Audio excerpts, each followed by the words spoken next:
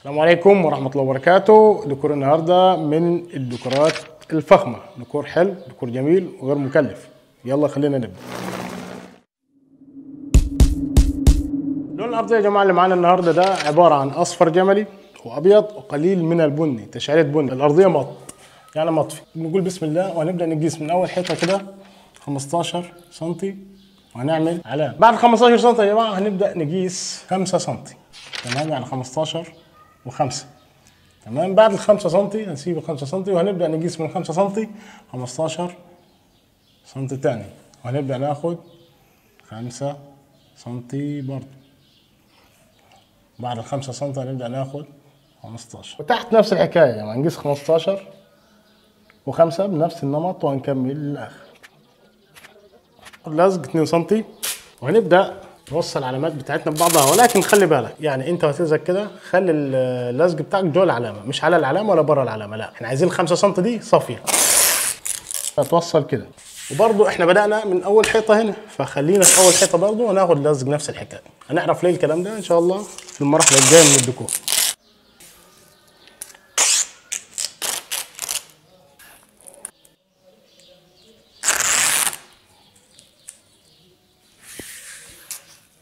بعد كده هنرجع ناخد المسطره بتاعتنا تاني يا جماعه، ومن اول الحيطه بتاعتنا نفس الحكايه هنقيس 5 سم.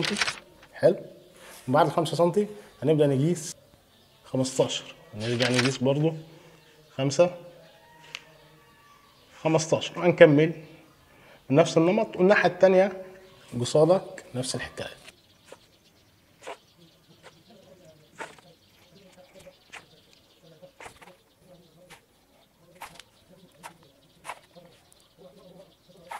نبدا ناخد نفس اللزقه يا جماعه ونبدا نوصل، تمام. وعايزين زي ما قلنا ال5 سم هنخليها كامله، مش هنخلي اللزق تحت ال5 سم. حلو. نوصل الناحيه الثانيه. مسكنا الحيطه بتاعتنا كلها. طبعا يعني المقاسات اللي انا عملتها دي هتعملها على اي حيطه عندك، مفيش اي مشاكل، كانت كبيره كانت صغيره، المقاسات دي تناسب اي حاجه. ابدا زي ما انا بدات وامشي زي ما انا ماشي، وباذن الله طلع النتيجه اللي انا هطلعها ان شاء الله. خلونا نبدا المرحله الجايه. المرحله الجايه خلونا نبدا كده من اليمين. ربنا يجعلنا وياكم من اهل اليمين. هنبدا عمليه التفريغ، تمام، عشان نحصل على الشكل بتاعنا. هنبدا نفرغ اول واحده دي ودي بالشكل ده.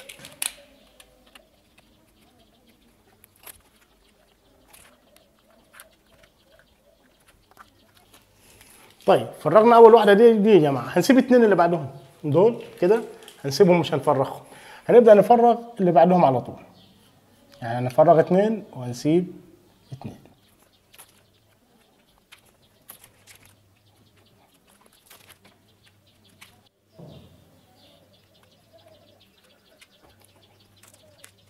بعد ما فرغنا الاشكال بالعرض يا جماعه هنبدا نفرغ الاشكال بالطول. هنفرغ ازاي؟ هنفرغ الاتنين دول، تمام. يعني عندنا حته اهي، تمام، وعندنا واحده كامله، تمام، عندنا حته واحده كامله. الكلام ده هيبدا يظهر يعني تدريجيا ان شاء الله.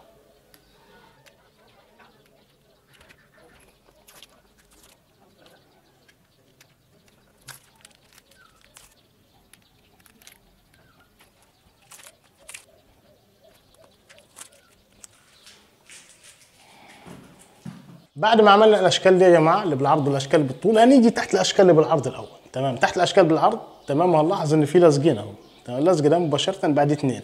هنبدا نشيل الاتنين دول باستخدام الكتر.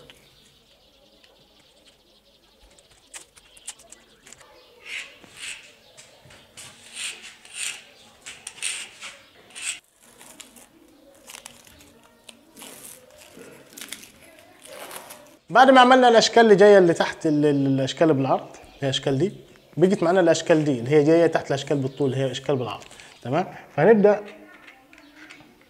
نفرغها من هنا. هنشيل الاتنين دول.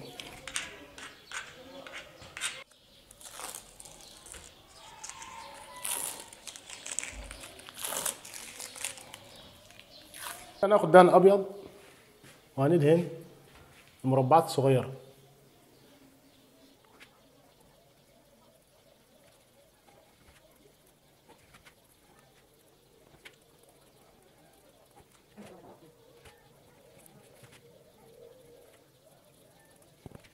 ناخد دهان لامع لونه رمادي، ضروري يكون لامع الدهان الرمادي ده، وهنلون الاشكال كلها بقى، الضفيره كلها.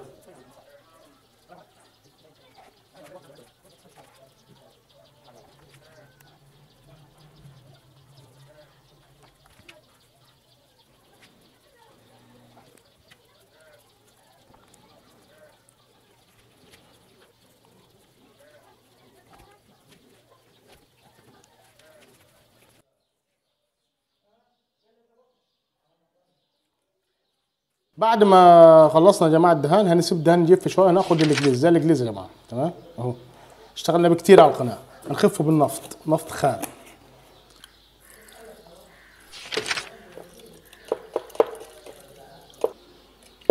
وهنلون بمركز الوان اسود، مركز الالوان اللي هو العادي اليونيفرسال. مركزات بريموكات خلي بالك مش هينفع معاك، بريموكات مش هينفع معاك.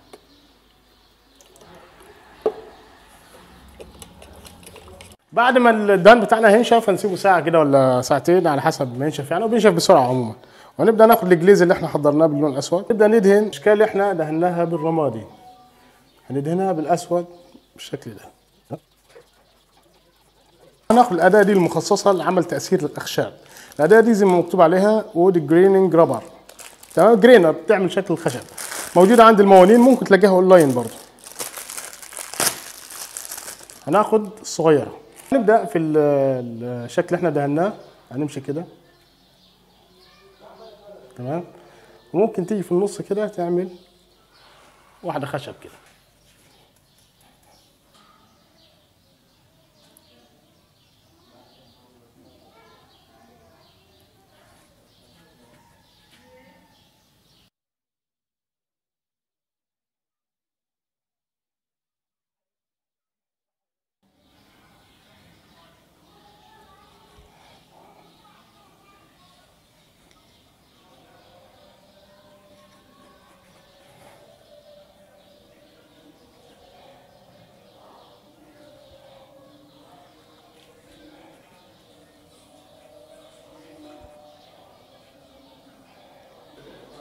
رخشاب يا جماعه، الخطوه اللي جايه ده سيلر رخشاب اهو، وهنفضي شويه هنا كده، نفضي عليهم شويه تنر، سيلر طبعا بتخفف بالتنر. بعد كده هناخد صبغه اخشاب، صبغه اخشاب اللي هي الغامقه يعني 09 اللي بتدي معاك على اسودات يعني، مش اللي بتدي على عسليات وكده، لا بتدي معاك الدرجه اللي هي داخله على اسود. ناخد الصبغه اللي عملناها يا جماعه، نحطها في المسدس بتاعنا، نبدا نظلل يا جماعه الاشكال دي بصبغه الخشب، وكان عامله كانه خشب فعلا، تمام، علشان كانه ايه خشب متشطب يعني.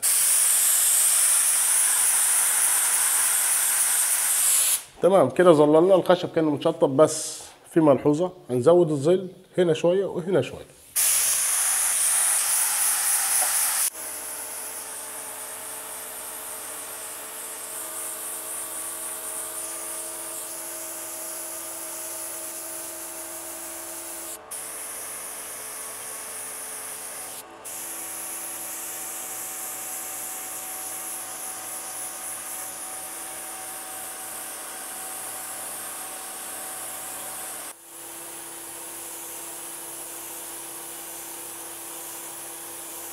صورة سي دي قديمة زي دي، تمام، وناخد دهان ذهبي، تمام، دهان ذهبي، ذهبي مائي ده يا جماعة، وهناخد فرشة، تمام، وهنثبت الاسطوانة كده أول شكل كده في النص، وهنبدأ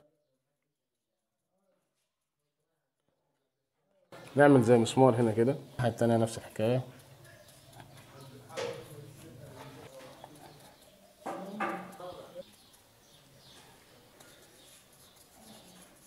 الاشكال طبعا يا جماعه اللي احنا دهناها ابيض في الاول فهي اتغبرت، احنا المفروض كنا سيبناها للاخر، ولكن حصل خير، هنبدا نعيد عليها بالابيض تاني. على الابيض هنبدا نضيف لمسه هنا على المسامير الذهبي دي، هناخد القلم الاسود وهنيجي في المسامير الذهبي اللي هي بالطول، وهنعمل فيها خط كده، ده يعني كانه ايه مكان المفك مثلا بالشكل ده.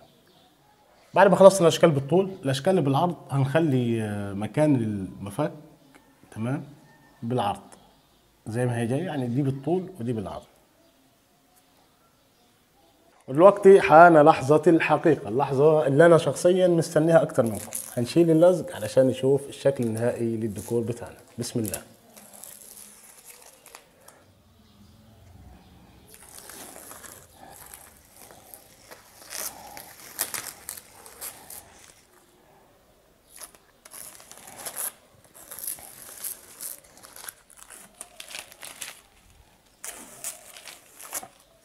كده يا جماعة وصلنا لنهاية الدرس بتاعنا. طبعا مش هقول مفيش أسهل من كده لأن الديكور واخد شغل يعني، واخد مجهود، ولكن هقول مفيش أجمل من كده.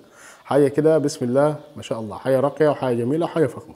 لو عجبكم الكلام ده يا جماعة اعملوا لايك، اعملوا شير، عشان كل الناس تستفيد. لو ما اشتركتوش في القناه اشتركوا في القناه، فعلوا زر الجرس. اشوف حضراتكم على خير ان شاء الله في درس قادم في القناه. والسلام عليكم ورحمه الله وبركاته.